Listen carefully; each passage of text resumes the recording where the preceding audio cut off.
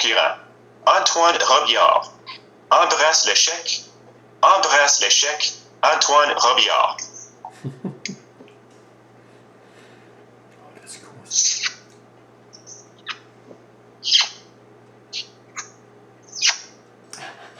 Embrassez-vous l'échec suffisamment de fois avant de réussir. Levez la main si vous avez déjà échoué. Et levez l'autre main si vous avez déjà embrassé quelqu'un. Oh, c'est déjà un excellent commencement! Monsieur le président du concours, cher collègue Toastmaster. Aujourd'hui, je vais vous partager une anecdote qui m'est arrivée il y a quelques mois seulement. Mon tout premier tête-à-tête romantique. Ce soir-là, tout enthousiaste, je vais à la rencontre d'une fille qui me fait rougir depuis quelques temps déjà. Et je ne possédais pas de voiture, alors j'ai décidé d'en emprunter une. Et je vais faire une excellente première impression. Et j'arrive à destination, fièrement, au volant de la fabuleuse mini-fourgonnette à ma maman. Lorsque j'ai entendu la portière s'ouvrir, j'étais sans mots. Elle était d'une beauté éblouissante. Ses cheveux brun clair étaient soigneusement bouclés et dégageaient un parfum suave à chacun de ses mouvements de tête. Et pour couronner le tout, nous partagions les mêmes goûts musicaux. Ça y est, à 18 ans, j'avais enfin rencontré la femme de ma vie. Lors de ce second rendez-vous, j'arrive avec confiance. Nous sommes confortablement assis sur le canapé. L'un sur l'autre, nous écoutions un film pour enfants. Je parle bien évidemment de 50 nuances de gris. Quoi? Je prends délicatement sa main et d'un geste lent, nous entrecroisons nos doigts ensemble.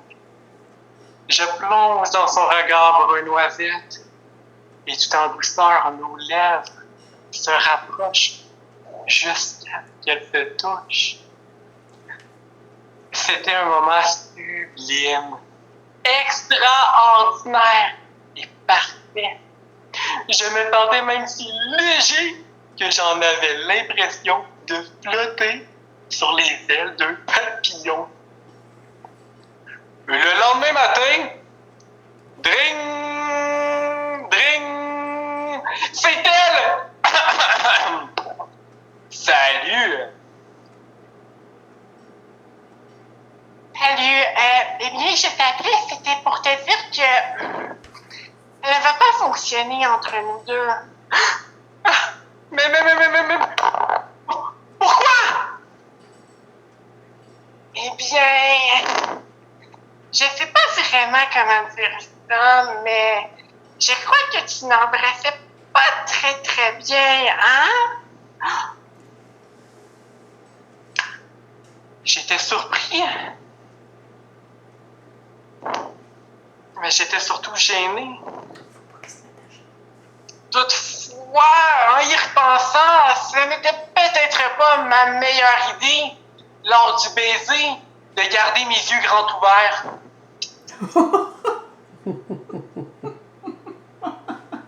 Lorsque j'ai réalisé la gravité de l'erreur que j'ai faite, j'ai paniqué. Oh non! Si elle en parle avec ses amis, tout le monde va rire de moi! Est-ce qu'un jour je vais avoir la chance d'embrasser une femme à nouveau?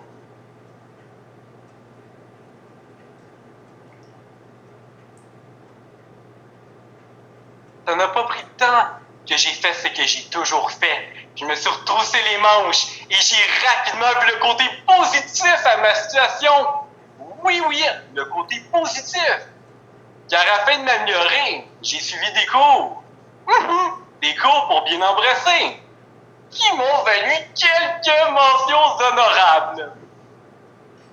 Peu de temps après, j'ai fait la connaissance avec une charmante collègue de travail.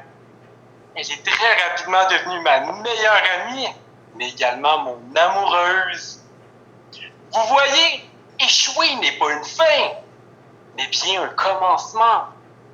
Thomas Edison, avant de révolutionner le monde, en inventant l'ampoule incandescente, a très célèbrement dit « Je n'ai pas échoué.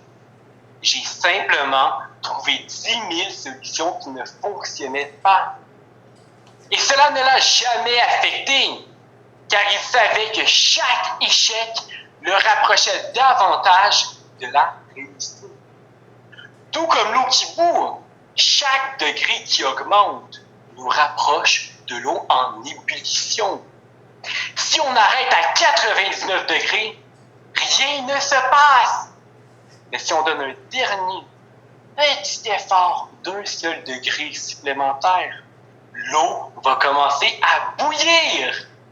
C'est grâce aux 99 degrés précédents que le 100e est payant. Donc, nos échecs sont en réalité comme des degrés qui vont s'additionner afin de contribuer à notre réussite. Chers collègues Toastmasters, je vous invite, lors de votre prochain défi, à vous répéter ceci. Plus j'échoue, plus je me rapproche de la réussite. Et si, lors de moments difficiles, vous allez garder ces paroles en tête, parce que plus que jamais, vous le savez, que pour réussir, il faut embrasser l'échec. Monsieur le président de concours! Merci beaucoup. On va prendre 1 minute de silence pour les juges.